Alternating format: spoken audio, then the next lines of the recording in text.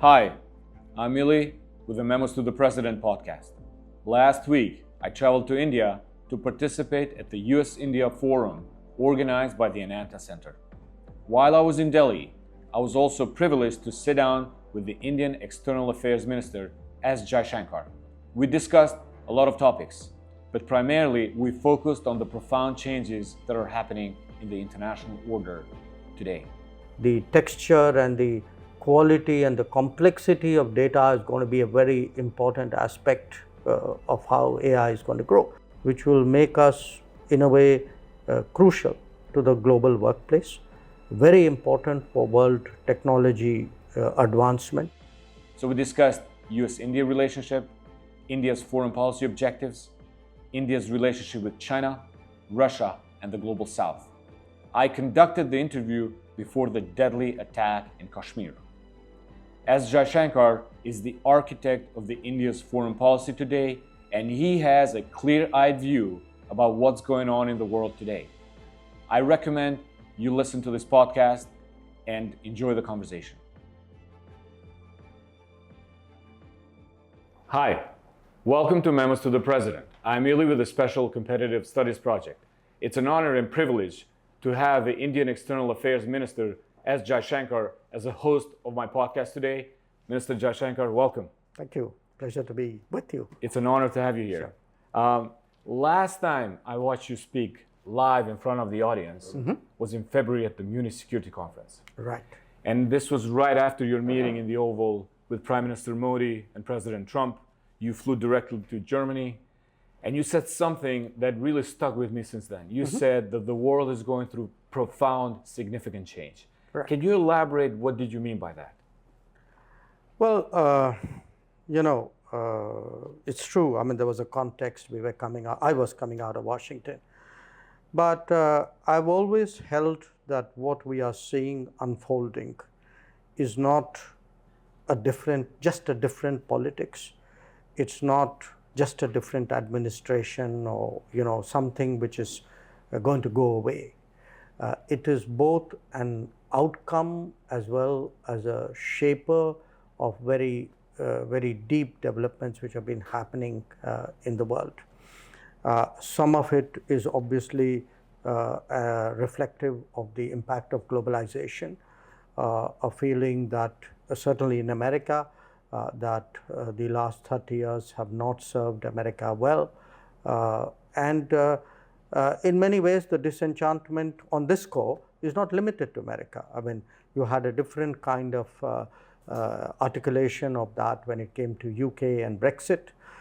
And I would say even in the developing world, there is a lot of anxiety about how, small businesses are getting impacted by unfair competition.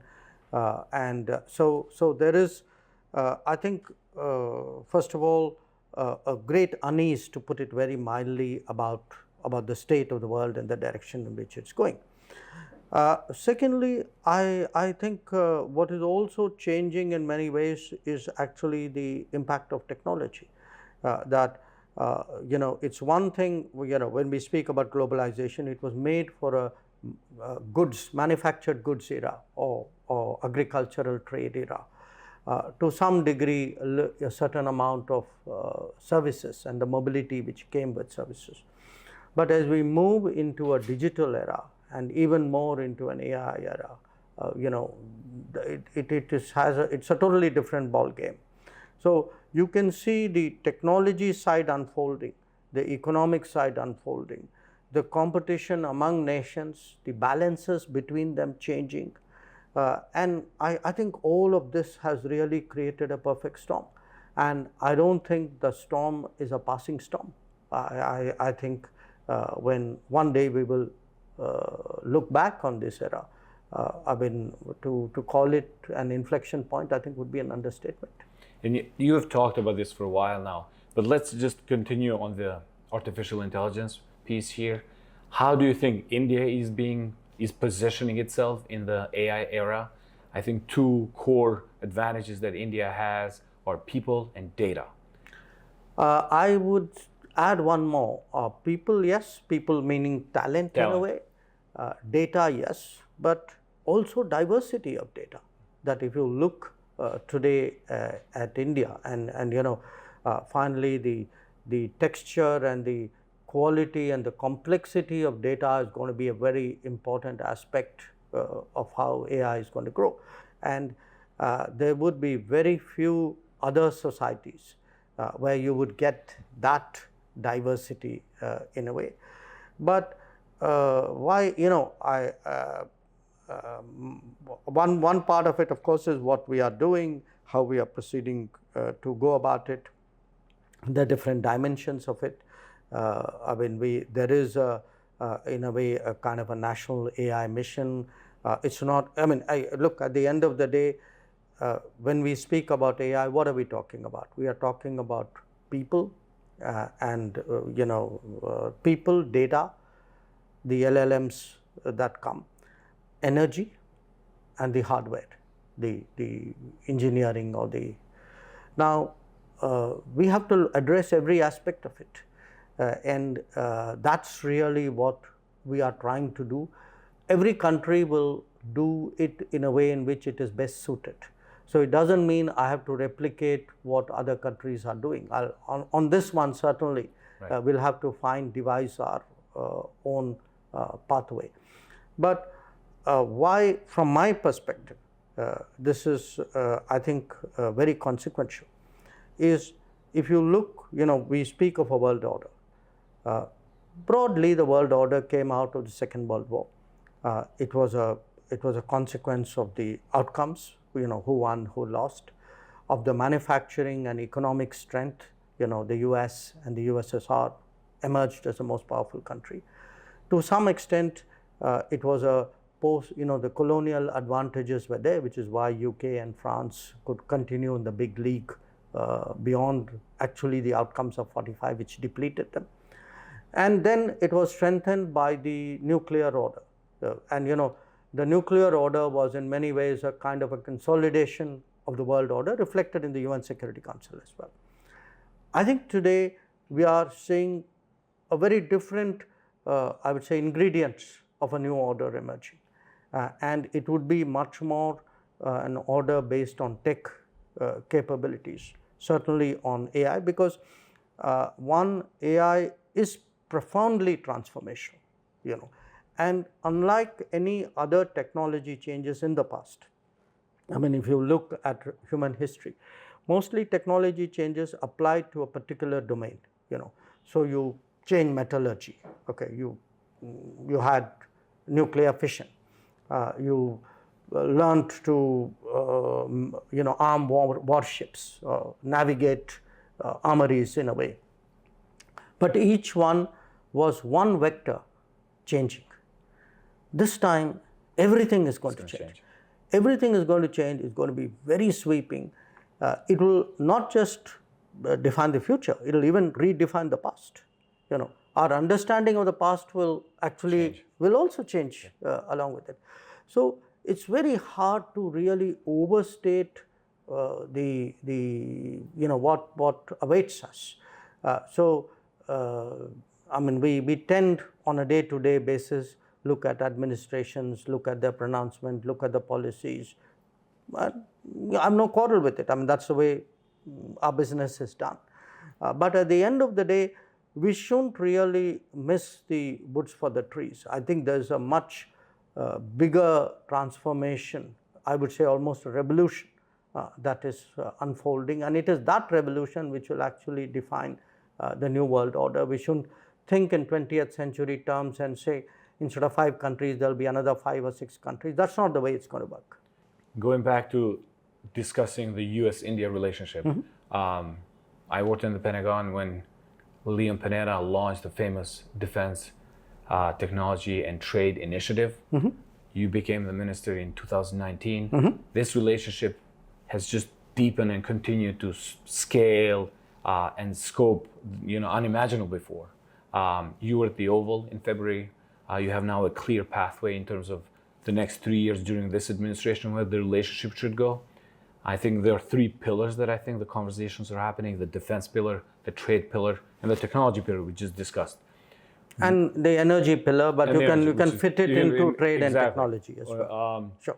What do you see as potential next level relationship that can change, the dynamics between the United States and India? Well, look, we are already, the landscape that I kind of explained to you is actually a revolutionary landscape. Every factor in the landscape is changing or poised for a big change. The U.S. is clearly changing, and again, when the world's biggest power, world's biggest economy reassesses how it will approach the world, it has deep consequences. Where India is concerned, again, there's been a steady sort of rise, you could say, quantitatively, qualitatively, by well before the end of this decade, we will actually be the third largest economy. And we will have strengths which will make us, in a way, crucial to the global workplace, very important for world technology advancement, a very sort of significant reservoir of global talent and innovation. So when it comes to India, US, again, there is the evolutionary path. We should continue. That's a foundation. That's how you grow. At the same time, there are possibilities for quantum jumps, because something else opens up. I think it's important we keep assessing and reassessing the relationship, keep looking for opportunities, but most important, find ways of making it work for both of us. This relationship will grow when, obviously, it will benefit both parties. So, as an example, you mentioned defense. We have in the last few years stepped up Make in India. We would like to build up our own defense industry, but we are willing to partner other countries and other companies and other technology sources out there. We are looking at energy.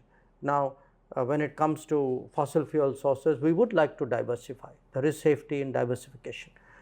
When it comes to nuclear, again, for a variety of reasons, the nuclear deal of 2005 did not deliver on its promise. I think we have an opportunity today to rectify that.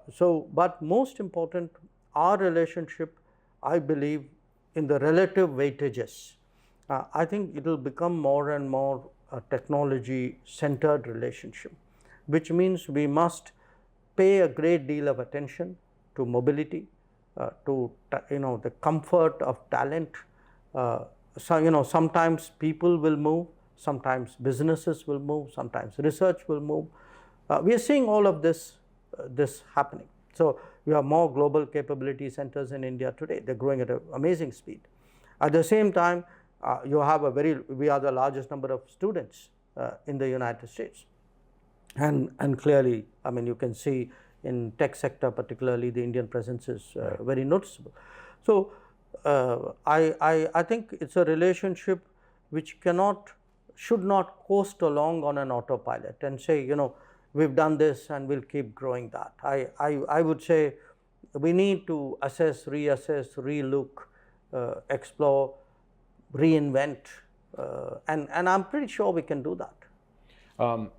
Talking about reassessing and reevaluating, you're in the middle of the United States of a bilateral trade negotiation. Mm-hmm. We have tariffs on top of that have been paused for 90 days. The Vice President just landed today.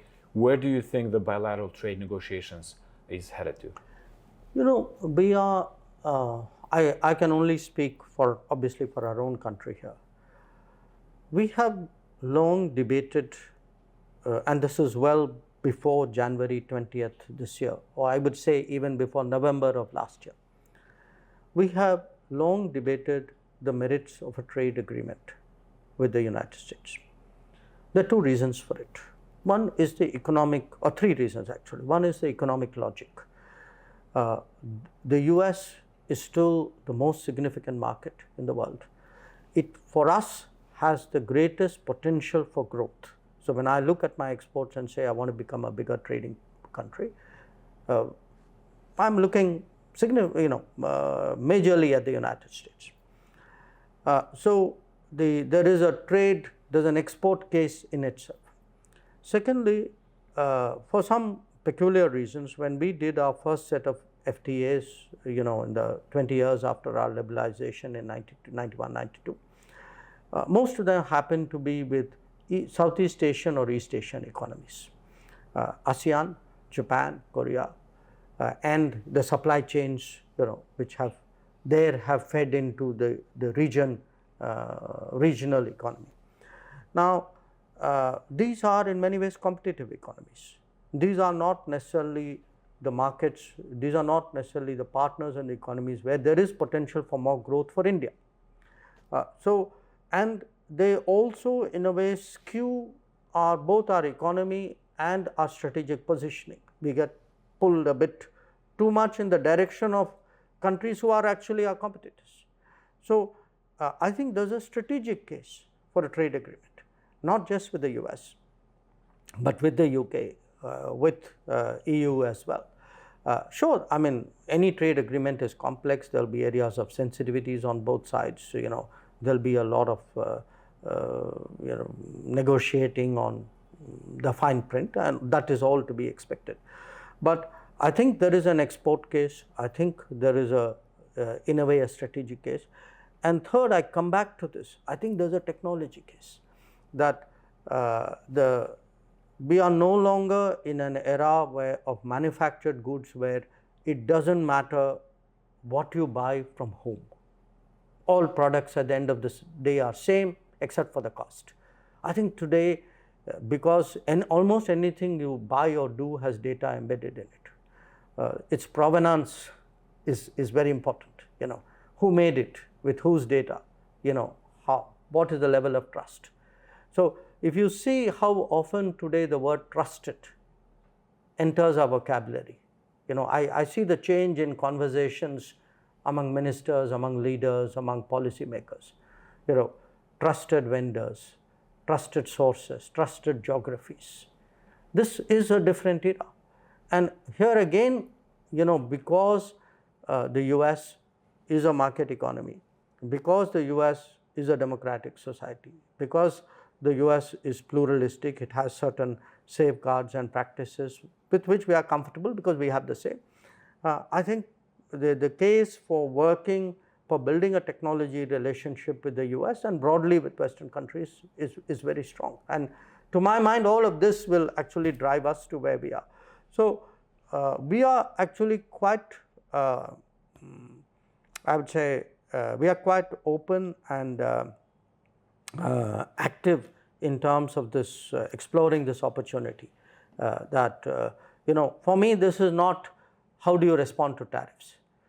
It is actually a set of opportunities which could refashion a very crucial relationship. Whatever the logic on the American side, I will look at it from my perspective. Talking about the Indian perspective, after COVID, and with the leadership of G20, India emerged in sort of like a new role. I think you published a book last year. So I wanted to really get your thoughts about how do you see India's role in the world today? Through multiple lenses, you can say.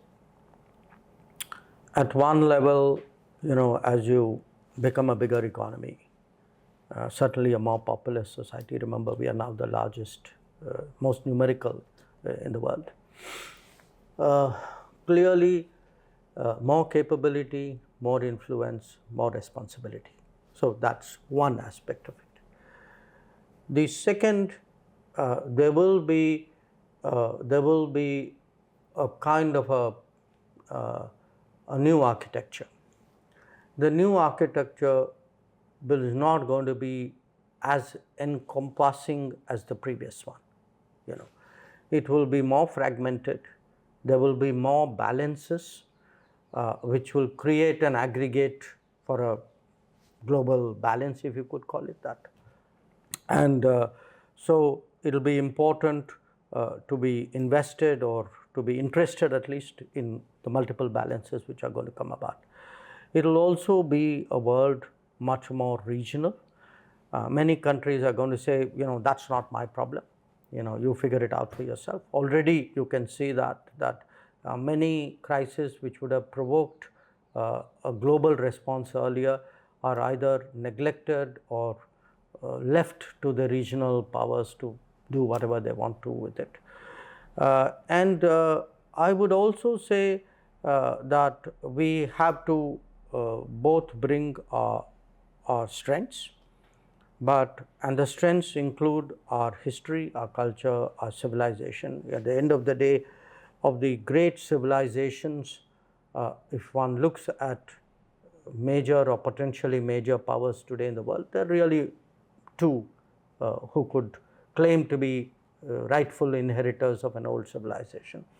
And that you have a certain sort of a mindset which comes in it. You are far more patient, you are more deliberative in the manner in which you approach things. But with all this in mind, also recent history, that we are a post-colonial society. There is a natural solidarity and bonding with others who have. They feel in many ways that there is a certain belief in India. There is a certain relevance of India. That the same thing can happen in, let us say, the U.S., Europe, Russia, or China. The global South doesn't believe that that's a transposable experience for them. But when it happens in India, they do. So when we look at something like, say, digital public infrastructure, till a few years ago, the global South really thought this was not for them, that this was something beyond their reach. Today, when they see, how deep and efficient and effective the digital public infrastructure is in this country, that it's really transformed our governance. It has transformed our lifestyle in many ways. The fact that we don't carry wallets anymore, we make our cashless payments, that pretty much any government service is available online. What would take us months now take minutes to do. Now the global South looks at all of that and says, okay, that's something, okay, India is doing, maybe I can work with them, and it's something I can also absorb and I can learn. So in many ways, I think we serve as a motivator, we serve as a partner. I think again, COVID was a moment of great, it was a crisis in many ways of belief also. Mm-hmm. And I'm not sure in the U.S., for example, whether there is an appreciation of how badly the global South felt it was treated. Badly in terms of vaccines, badly in terms of travel, badly in terms of resources. And at that time, they saw, okay, here's a country like India stepping up, even though it's having its own challenges. So there are different dimensions, but look, when we talk today about a world, I can't use a single metric to define my relationships. If I were to look at the entirety of my interests, I would have strategic partners in a way. I would have a certain set of countries who would be military defense partners. A certain set of countries would be energy partners. There would be overlaps in the Venn diagram, but there would also be some divergences. Can I ask you about this question? Because for some critics, this multi-alignment really is a risk, because on one end, India is a member of BRIC, and then on the other hand, India is a member of Quad. Mm-hmm. So how do you manage this relationship? Well, I'm not sure I would call it a risk. I would call it certainly a kind of a challenge to our dexterity. But the reason is because we have different, our agenda is not simple and necessarily and tied to another country. I mean, we are a very big country. I mean, frankly, we are the biggest country, as I said, population-wise. So, I think the diversity and the complexity of my interests actually sort of make you take multiple initiatives. So, I mean, if you think of these groupings as a kind of a club, so if your interests are very big or very complex, it suits you to be a member of different clubs. I mean, that's real life to people as well. You know, not everybody goes to the same club every day. Right. Let's talk another important relationship that India has, and that is with China. Since 2020, this relationship has become really challenging after the cross-border incidents. Since October, I think you have said that the relationship is on a positive trajectory. How do you assess your relationship with China now, and where do you think that's going to go? You know, I am not obviously impervious to its enormous challenges, which starts but is not limited to the boundary issue. There are a whole lot of other issues, including the natural competition among nations. You know, what makes it, I think, particularly sort of intricate is the fact that both countries are rising. So, it's a double dynamic, if you would, and that we are also proximate. So, if we were not proximate, or if one was rising and the other was not, it would be a different kind of situation, but that's not the case. So, this is as complex as it can be. You know, the two largest, most populous countries in the world, the two who probably would be the second and third largest economies, the two who are old civilizations, who will have to find some equilibrium. I mean, equilibriums may need revisiting from time to time, but they still are a factor of stability. I think that's in many ways the challenge of the relationship. Now, unfortunately, in the last 5 years, you know, we are still perplexed by why that whatever equilibrium was established between 1988 and 2000 was disturbed by them. We've always maintained that this is not in our interest, not in their interest. I believe today that there is a realization that better relations serve both of us well. So, we are taking steps to see if we can move in that direction. So, on the one hand, would I like to see more stable, better relations? Of course, I would.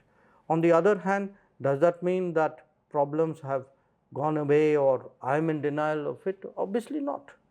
So, I am very realistic about, you know, what are the issues in the relationship, but I am also, it is part of our diplomatic strategy that so long as our national interests are protected and well served, that I would try to ensure that I can get you know, a certain stability and a certain equilibrium which would serve my interests well. You talked about three mutuals: respect, Sure. sensitivity, and interest. Yes. In the relationship with China. Yes, because it, you know, again, it has to work for both of us. It cannot be one-sided, you know, and I think that message has come through strongly in the last 5 years. Another relationship that is always interesting and important for everyone is your relationship with Russia. Mm-hmm. And in the last 3 years since the Russia invasion of Ukraine, you have served as a facilitator of communication, for the lack of a better word. Where do you see the situation now? We have negotiations to stop the hostilities. How do you predict that's going to go?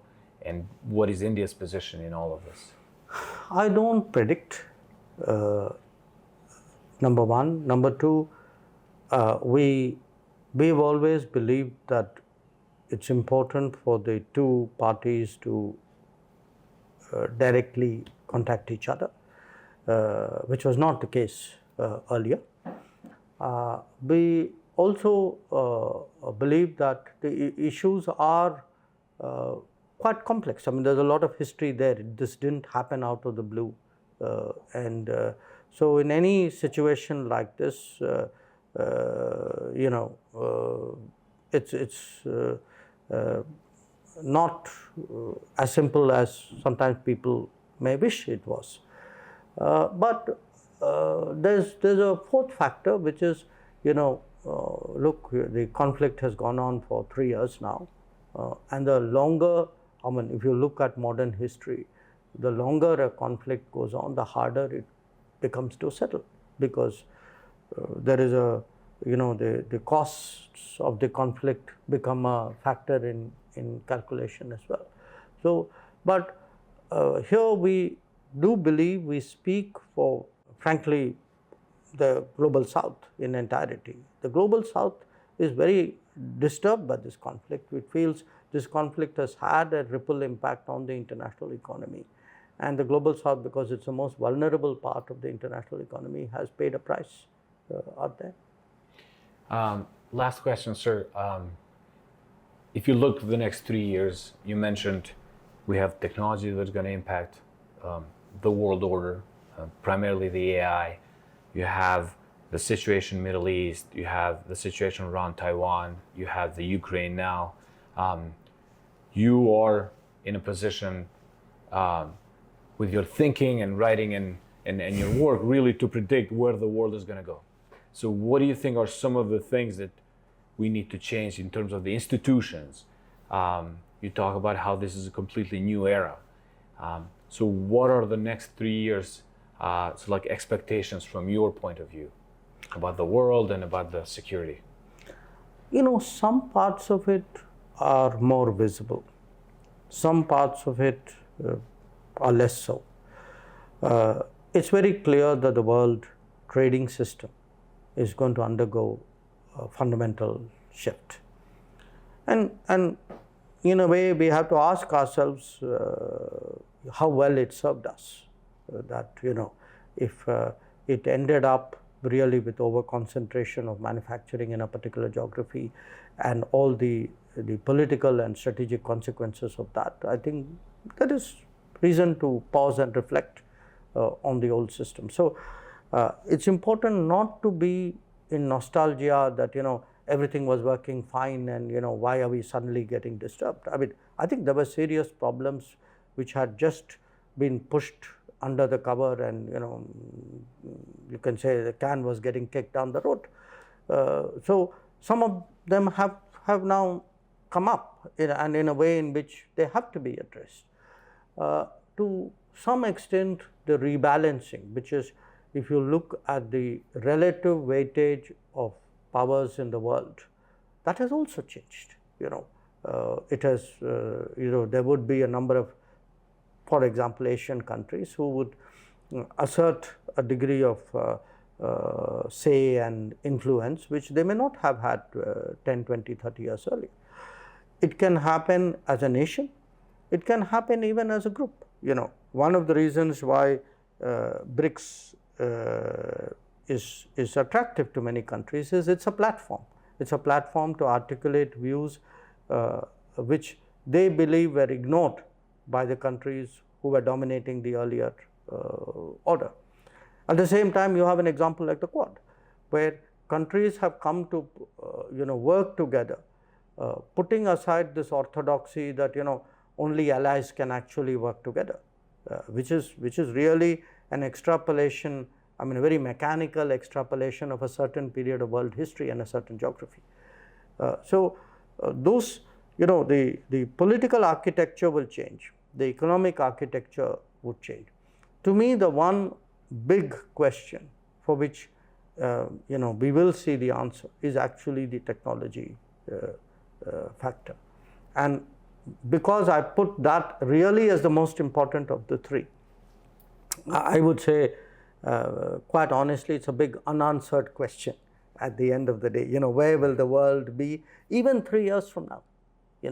3 years from now, we could be looking actually at a very different technology situation, and with all the ramifications of that. Mr. Jaishankar, thank you so much for hosting us here. Thank you. Great Thank pleasure. you so much.